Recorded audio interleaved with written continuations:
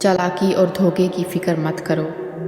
اگر کچھ لوگ تمہیں جال میں پھانسنے کی کوشش کرتے ہیں اور تمہیں ایذا پہنچاتے ہیں تو اللہ بھی ان کو جال میں پھنسا رہا ہے۔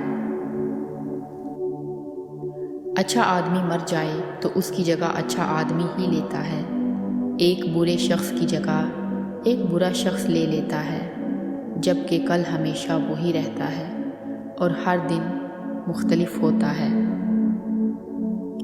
ایک اچھا انسان کسی سے شکایت نہیں کرتا، وہ خامیاں تلاش نہیں کرتا۔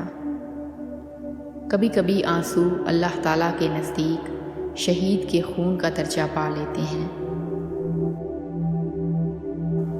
ٹوٹے ہوئے دل سے نکلنے والی فریاد 100 سالہ عبادت سے زیادہ اثر رکھتی ہے۔ اللہ تعالیٰ ظاہر کی بجائے باطن کو اور قال کی بجائے حال کو دیکھتا ہے۔ اپنے آپ کو ذات واحد میں گم کرنا توحید ہے۔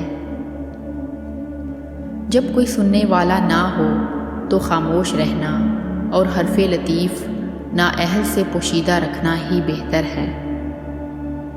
جب تک ہوائے نفس تازہ ہے، ایمان تازہ نہیں ہو سکتا۔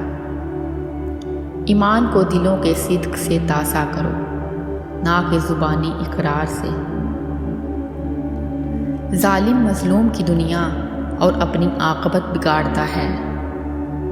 انسان پر اگر عقل غالب ہو تو وہ فرشتوں سے بڑھ جاتا ہے، اگر شہوت غالب ہو تو چوپایوں سے بھی نیچے گر جاتا ہے۔ محسن دنیا سے رخصت ہو جاتے ہیں مگر ان کے احسانات باقی رہ جاتے ہیں۔